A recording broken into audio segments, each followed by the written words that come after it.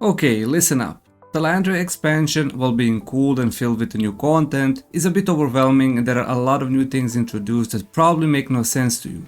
On top of that, there are quite a few small things that are hidden in plain sight, but can have a huge impact on your progression. So here are 15 things that you probably didn't know about because veteran players are hiding them from you. Blessing stacking is still the most useful and viable strategy to reduce the cost of upgrading your tier 2 traits, so if you haven't been fail stacking for months, it's still not over. I won't go into details explaining the step-by-step process as I have a video on it, so check it out in the description. What I will show you is an example for a tier 2 necklace that I will use for my build, for which I have fail stacked 0 blessing. How much would it cost me to upgrade traits normally and how much it actually cost me with fail stacking.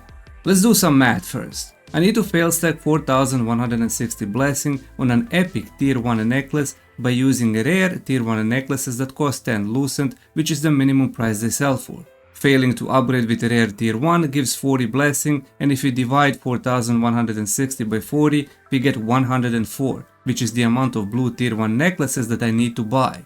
And if we multiply 104 by 10 lucent, we get 1040 lucent to fully fail stack my necklace. Now if I don't fail stack and upgrade tier 2 traits normally, it's going to cost much more.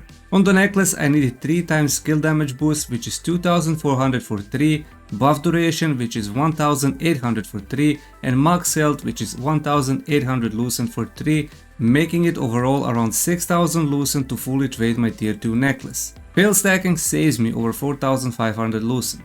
First, I need to find the cheapest necklace traits that have a lot of listings. Checking the auction house, I can see that Petrification Chance, Weaken Chance and Sleep Chance have over 100 listings, going for 10 lucent each, which is perfect. Then you will want to find a tier 1 purple necklace that has one of these 3 traits.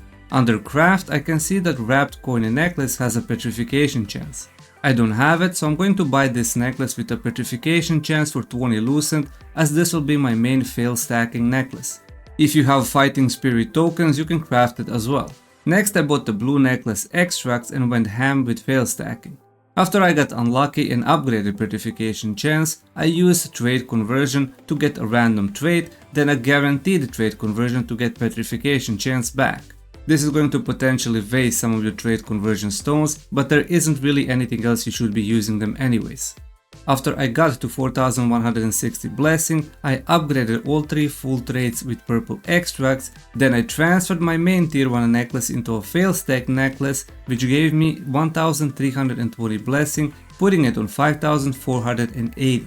And before doing the final transfer to a tier 2 necklace, I leveled it up to level 7 and 33%, which guaranteed plus 9 upon transferring, then finished it off by leveling up to plus 12. I used trait unlock stones to open the traits I needed, then bought purple tier 1 traits and used blessing to fully upgrade the tier 2 necklace. Overall, at best you will not spend more than 2000 lucent to fail stack, but if you decide to upgrade tier 2 traits the normal way, it will cost you over 5000 lucent for accessories.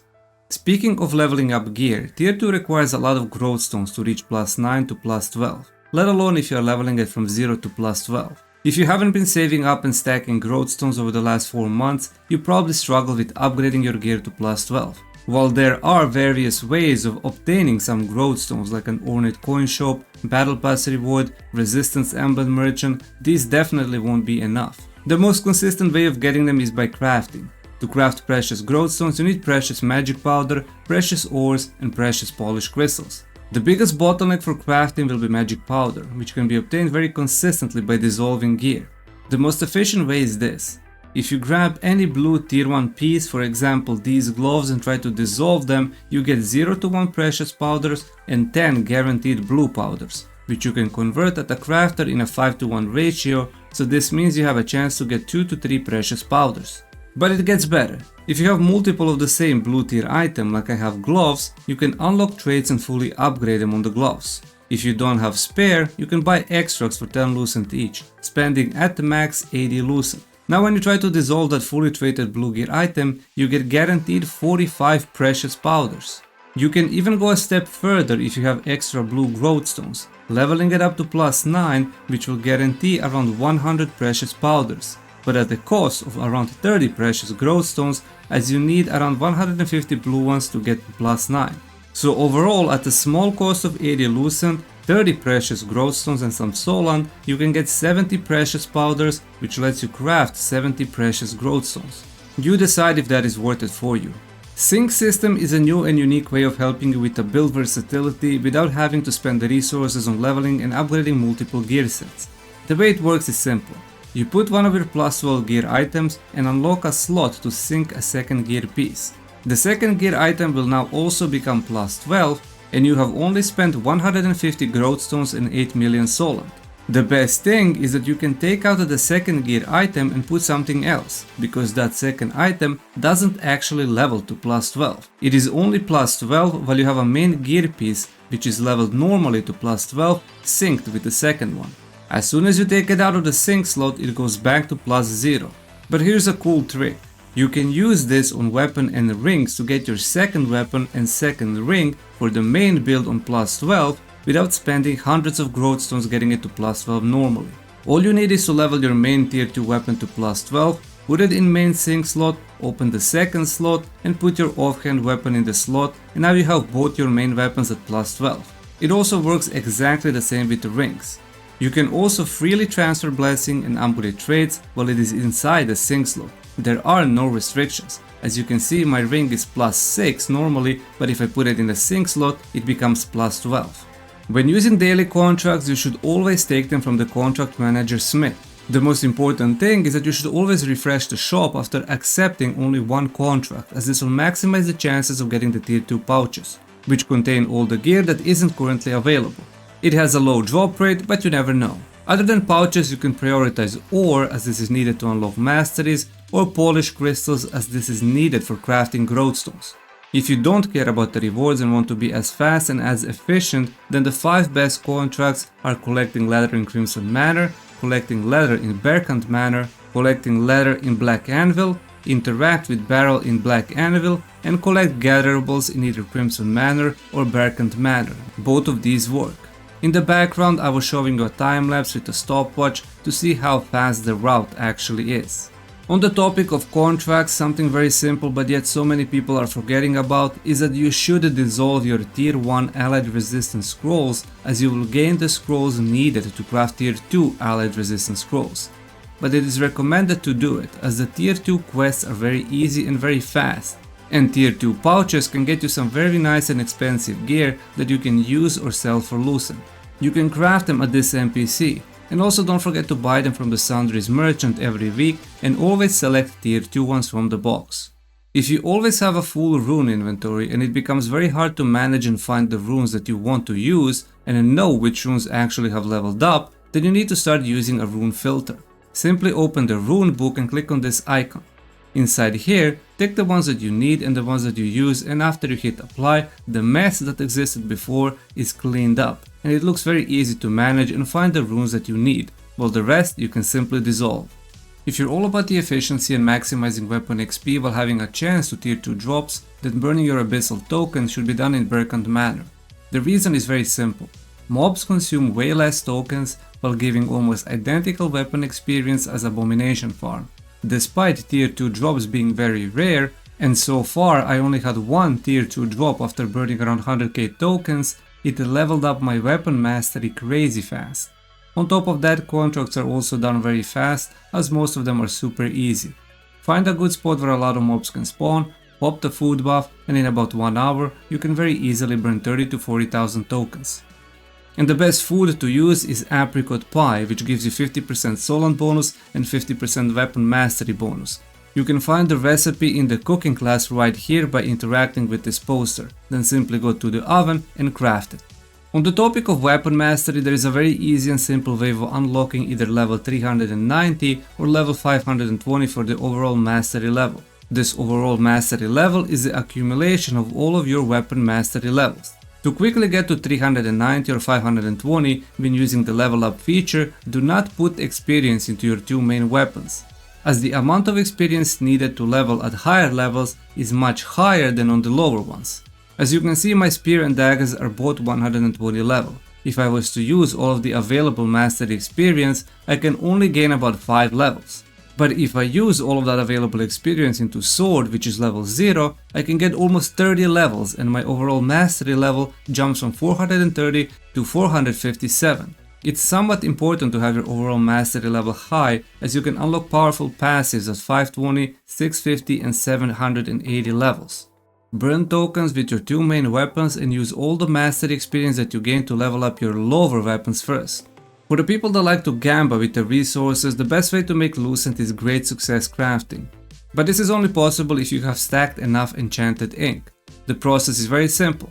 Find a sellable weapon, check the price, then check the lithograph price, buy the lithograph and keep recrafting that same weapon until you get a great success, hopefully with the most expensive trade. Here is a good example of what I'm going to start doing. After analyzing the auction house, Immortal Titanic Quake Blade is the best weapon for this. If you sell it for 1,700 after taxes, you end up with around 600 to 700 Lucent profit.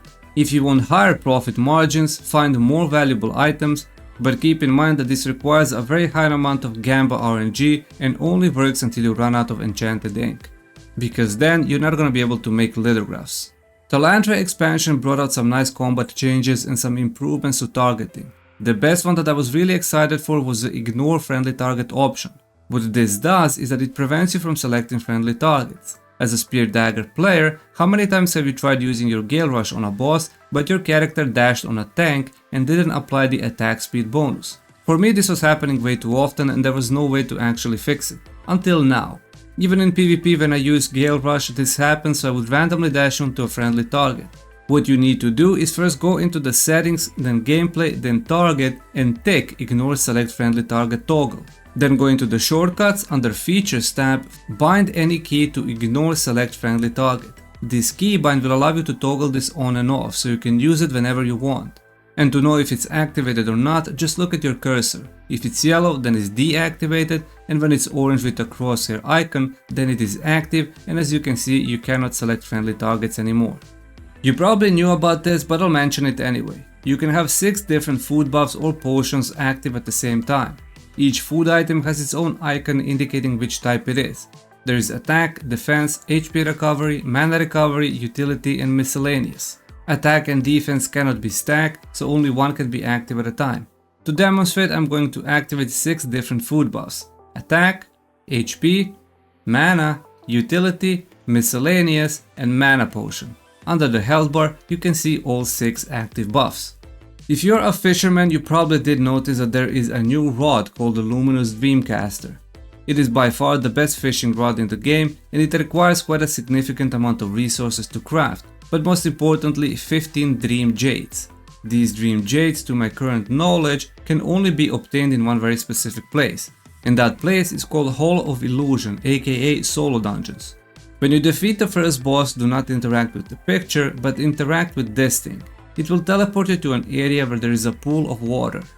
In this pool of water, you need to fish for phantasmal fish. After dissolving it, you get Dream Jade. But keep in mind that there is only a very limited amount of time you can fish, as the pool will drain. But the good thing is you can keep re-entering, killing the first boss, fishing and then exiting. There are also 5 Dream Jades as a reward for reaching 210 points in a fishing achievement log. If you're getting low on Ornate coins, which you shouldn't because Amazon gives them out like a candy every week, the Talandra area opened up a lot more collection pages that award you with Ornate coins. Each page you find gives you Ornate coins, but also when you finish collection you also get a bonus Ornate coins on top of that. It's important to have them available as the Ornate coin shop refreshes every month and has some nice rewards. With Talandra we also got the new Resistance Metal Merchant. It is jam-packed with all kinds of good items, both on weekly limit stock and overall total stock, that you can only buy once. It is important that you empty out weekly stock every week, and to do it efficiently, you can start by completing all the Exploration Blue side quests in old areas but also in the new Talandra areas. These quests have multiple additional ones, and each part of the quest you finish will give you resistance medals. Also, killing the world boss and participating in dynamic events will also give you resistance medals. And on the topic of dynamic events, if you care about activity ranking and gaining max amount of activity, the best way to farm it is by doing new peace dynamic events in Talandra. The reason for that is the amount of points you deliver during the event will give you an exact amount of activity for the leaderboards. But of course there is a limit of 420 activity points gained meaning that you only need to deliver 420 points during a dynamic event to gain the maximum 420 activity points. And final tip for the Nebula Island enjoyers: you are on the time limit. While you are in the safe zone, the time is paused, but as soon as you fly out or teleport to an area, you have 5 hours per week to spend farming in Nebula Island. This is important as Nebula Island have many PvP zones, with one peace zone where you can freely farm, but the mob density, amount of people and the drops being very low all play a part in deciding what is the best way to spend those 5 hours. You can of course recharge to up to 3 hours per week with these Nebula charge stones that can drop on a mob guilds, bought at a Nebula merchant shop or bought for Lucent in an auction house, as you can also get sellable ones. That's gonna be all for now. Thank you for watching. Let me know in the comments if you knew about these things, consider subscribing and watch some of my other videos appearing on your screen.